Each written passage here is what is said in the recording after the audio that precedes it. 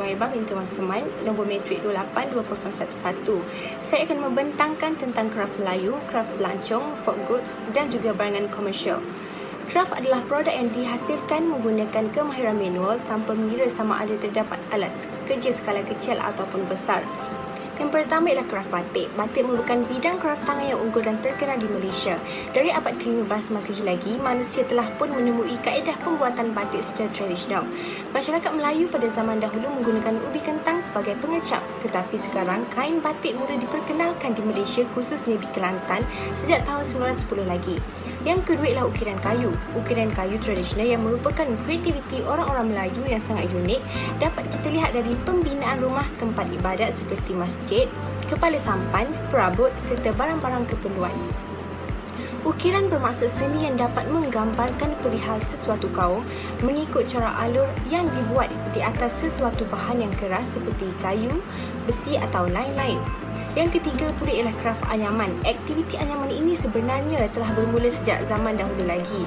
Kita dapat lihat pada rumah-rumah masyarakat zaman dahulu dan juga seni tersebut mempunyai kehalusan yang dapat bertahan sehingga sekarang. Masyarakat yang mana rumahnya berdinding dan beratapkan nipah tidak akan merasa panas oleh kerana lapisan tebal daun nipah yang menjadi penebat kepada pengaliran haba. Kraf tenunan. Hasil daripada tenunan yang pelbagai jenis, halus dan berkualiti tinggi telah menggambarkan kemahiran dan kreativiti pembuat tenunan tersebut. Kebanyakan perusahaan tenunan adalah di negeri pantai timur iaitu Pahang, Kelantan dan juga Terengganu. Yang seterusnya ialah kraf pelancong. Kompleks Kraf Kuala Lumpur merupakan salah satu destinasi persinggahan pelancongan yang berkonsepkan ikonik seni yang mana terletak di tengah pusat bandar. Pusat kraf setempat telah menawarkan produk yang berkaitan dengan sektor pelancongan seperti produk yang berteraskan seni dan kraf untuk pengunjung tempatan dan juga luar negeri. Yang seterusnya ialah folk goods. Folk goods ataupun barangan tempatan kebanyakannya dihasilkan oleh perusahaan kecil dan perusahaan kecil dan sederhana PKS. Kerajaan telah pun memperkenalkan pelanjangan semula ekonomi negara penjana dan salah satu inisiatif di bawah penjana ialah dengan mengadakan kempen beli barangan Malaysia KBBM yang dilaksanakan oleh Kementerian Perdagangan Dalam Negeri dan hal ehwal pengguna KPDN HEP. Rakyat Malaysia merupakan rakyat tempatan perlulah menyahut saranan kerajaan supaya mempromosikan dan memperkenalkan produk tempatan ke semua produk dan jenama tempatan seharusnya menjadi pilihan pertama rakyat Malaysia. Dan yang terakhir ialah barangan komersial. Bulu merupakan sesuatu bahan yang mempunyai potensi dan nilai komersial untuk menghasilkan barangan seperti raga, perabot dan barangan lain yang menggunakan teknik anyaman. Bahan tersebut mempunyai fungsi untuk menghasilkan pelbagai jenis barangan kraf yang unik dan berkualiti tinggi serta boleh dijadikan cenderamata serta perhiasan rumah. Seni anyaman rotan merupakan salah satu hasil daripada produk kraf Melayu yang bersifat komersial serta dapat melonjakkan pendapatan pembuat produk tersebut. Assalamualaikum, nama saya Fatimah Umirah binti Muhammad, nombor matrik 277276. Okey, saya akan terangkan 5 elemen yang terdapat dalam bab produk budaya ketara. 5 elemen tersebut adalah kraf Rui Bumi Sarawak, Sabah orang asli, kraf Cina dan kraf India. Sebelum itu, saya akan terangkan apa itu kraf. Kraf bermaksud suatu proses yang bergantung kepada kemahiran tangan yang menjadikan keluaran artistik yang mempunyai tarikan kebudayaan dan tradisional. Kraf ini merupakan seni ukir dan kraf tangan. Di samping itu, seni ukir ini bermotifkan kepada alam semula jadi, manakala kraf tangan dikekalkan keunikannya dari segi tenungan, anyaman dan lukisan batik. Kraf tangan ini juga pasti mempunyai fungsi yang berbeza dan boleh dimanfaatkan. Yang pertama adalah Kraf Sarawak. Majlis Kraf Sarawak merupakan pertubuhan yang memelihara seni kraf tangan tempatan di Sarawak.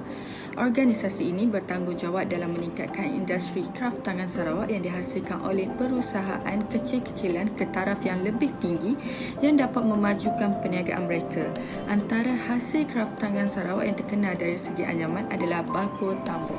Seperti yang dapat kita lihat, bakul ini dianyam oleh kaum Bidayu dan menjadi warisan kaum ini. Bakul ini berbentuk silinder dan disokong dengan 4 kayu. Cara anyaman orang Bidayu ini tidak sama seperti kaum lain. Orang Bidayu menganyam bakul ini dengan menggunakan rotan yang disusun secara menegak dan melintang.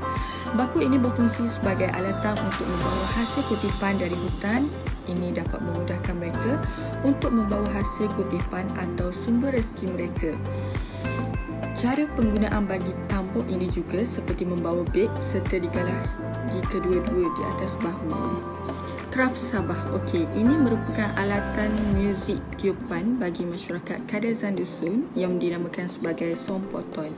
Ini merupakan alatan tradisional bagi masyarakat Kadazan. Alatan ini diperbuat daripada labu kering dan paip buluh dan mempunyai bilangannya sendiri dan cara susunannya.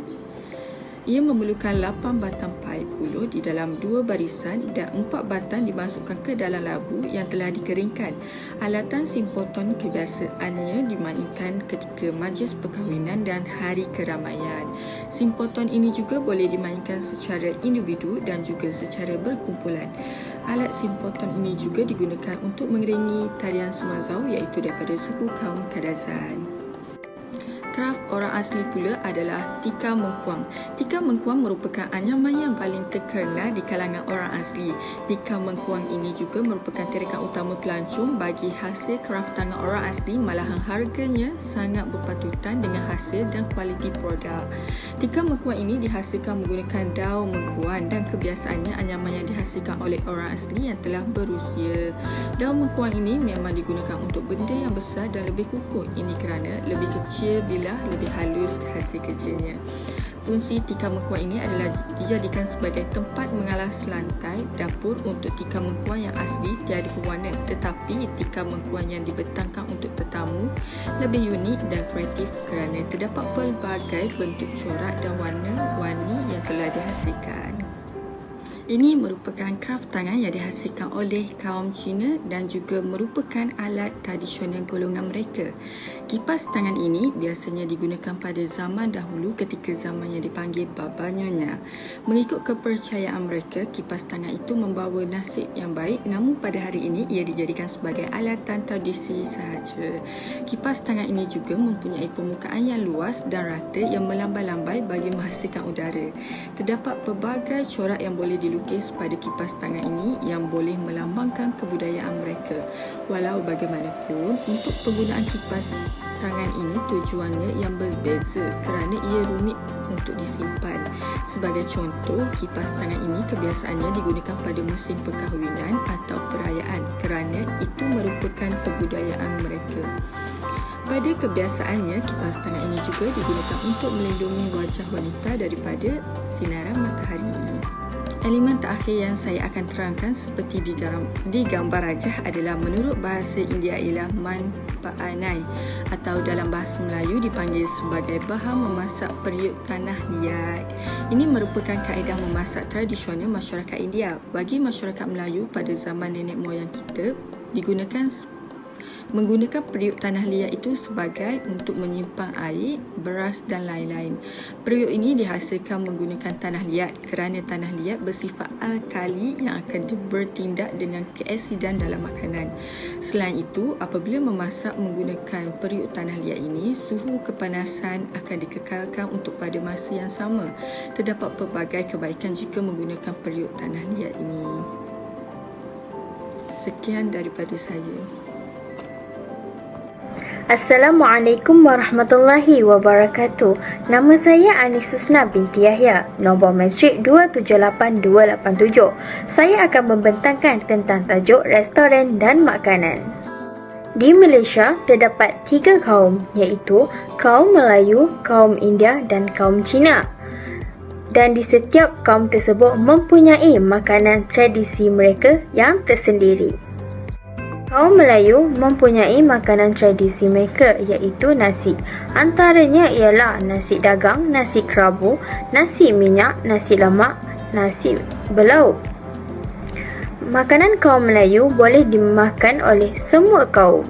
Restoran kaum Melayu juga banyak terdapat di Malaysia. Kaum Cina pula, makanan tradisi mereka atau makanan yang popular di kalangan mereka antaranya char kway teow, kuih bulan, nasi ayam hainan, dimsum dan nasi ayam claypot. Makanan yang disenaraikan itu antara makanan yang boleh dimakan oleh semua kaum. Kaum Cina juga terdiri daripada yang mengamalkan vegetarian. India merupakan makanan yang banyak boleh dimakan oleh semua kaum. Antaranya muruku, tosai, nasi biryani, putu mayam dan banyak lagi. Untuk pengetahuan semua, nasi biryani merupakan makanan rutin kaum Melayu pada masa kini. Restoran makanan India banyak terdapat di Malaysia. Penjual juga sesetengah sahaja India yang asli. Makanan tradisi perlu dijaga oleh semua kaum bagi mengekalkan keistimewaannya. Sekian daripada saya. Terima kasih. Seni banner atau arsitektur yang dipinjam dari bahasa Belanda merupakan seni dan juga sains dalam merancang reka bentuk sesebuah bangunan dan juga struktur lain sebelum membina binaan. Definisi lain dalam seni banner ialah bidang pelbagai disiplin yang merangkumi matematik, geometrik, sains, seni, teknologi, sains sosial dan sebagainya. Seni banner Melayu menurut Islam ialah binaan yang membawa kesejahteraan. Kesejahteraan yang dimasukkan dalam seni banner ialah bagaimana struktur binaan sesebuah bangunan atau kediaman dapat memberikan keselesaan, ketenteraman kepada penghuni di dalam kediaman atau bangunan tersebut sebagai tempat perlindungan daripada bahaya, hujan, panas dan sebagainya. Seni banner Melayu terdiri daripada seni banner Melayu rumah tradisional. Seni banner rumah Melayu tradisional dikenali sebagai rumah kampung atau rumah kayu yang tidak asing lagi bagi orang Melayu pada suatu ketika dahulu. Seni banner peribumi lain didefinisikan sebagai seni banner asli merujuk kepada kajian dan amalan seni banner untuk orang asli. Ianya adalah bidang pengajian dan praktik di Australia, Amerika Syarikat, Kanada dan sebagainya. Sebagai contohnya, seni banner tradisional orang asli dan orang Pulau Selat Torres di Australia berbeza dengan orang lain untuk memenuhi cara hidup, organisasi sosial, saiz keluarga, keperluan keluarga dan lain-lain yang ada di sesuatu tempat bagi memenuhi sesuatu komuniti yang terdapat di situ. Seni banner Cina merupakan suatu gaya seni yang telah dibentuk di Asia untuk beberapa abad. Konsep seni banner Cina telah kekal secara besar-besaran yang tidak berubah, tetapi perubahan utama dalam seni banner Cina hanya dari segi barangan perincian perhiasan. Selepas zaman dinasti Tang, seni banner Cina telah banyak mempengaruhi sebahagian besar ke atas gaya perhiasan di Korea, Jepun dan juga Vietnam. Sebagai contohnya, pengaruh seni banner dan dekorasi Cina ke atas seni banner masjid di Melaka terjadi apabila berlakunya hubungan erat antara kerajaan Melaka dengan kerajaan Cina semenjak zaman Parameswara dan dinasti Ming. Gaya seni banner India berakar dari sejarah, budaya, agamanya. Gaya seni banner India mula berkembang dengan masa yang telah berjaya mengakumulasikan banyak pengaruh yang datang dari pelbagai negara. Pembinaan seni banner India pada zaman kegemilangan tamadun India pada suatu ketika dulu dari segi seni bina dan juga pembinaan boleh digambarkan melalui artifak dan tinggalan sejarah yang lama seperti Mohenjo-daro dan juga Harappa, di mana kedua-dua tinggalan ini berada di kawasan bandar yang terancang dan sistematik pada suatu ketika dahulu.